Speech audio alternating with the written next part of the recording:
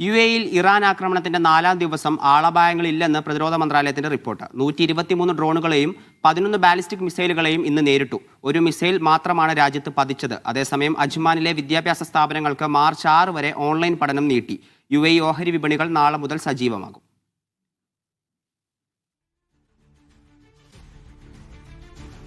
യുഎഇയിൽ ഇറാന്റെ ആക്രമണത്തിന്റെ 4ാം ദിവസം ആളപായങ്ങളില്ലെന്നുള്ളത് പ്രതിരോധ മന്ത്രാലയം റിപ്പോർട്ട് ചെയ്തിട്ടുണ്ട്. വിവരങ്ങളുമായി ഷിനോജ് ശംസുദ്ദീൻ ചേരുന്നുണ്ട്. ഷിനോജ്, ഇറാന്റെ ആക്രമണങ്ങളെ ശക്തമായി പ്രതിരോധിക്കാൻ യുഎഇക്ക് കഴിഞ്ഞിട്ടുണ്ട്.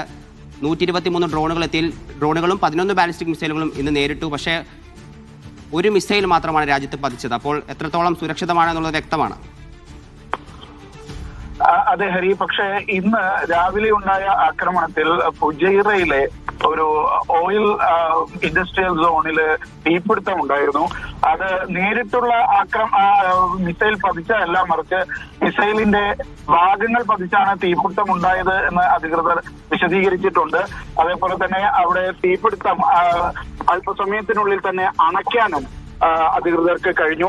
മറ്റ് പ്രധാന വാർത്തകൾ ഉള്ളത് നാളെ മുതൽ യുഎഇയിലെ ഓഹരി വിപണികൾ സജീവമാകുന്നു എന്നുള്ളതാണ്.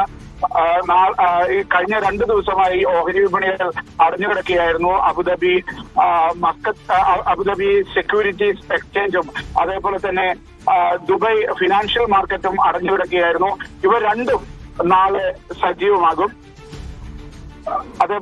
അതോടൊപ്പം നാളെ ഈ 6ാം തീയതി വരെ അജ്മാനിലെ വിദ്യാഭ്യാസ സ്ഥാപനങ്ങൾക്ക് ഓൺലൈൻ വിദ്യാഭ്യാസം ഏർപ്പെടുത്തിയിട്ടുണ്ട്.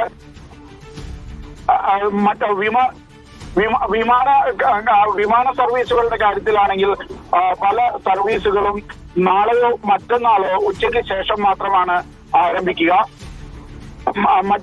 ഷിനോജ്, വാർത്തയിലേക്ക് വരാം.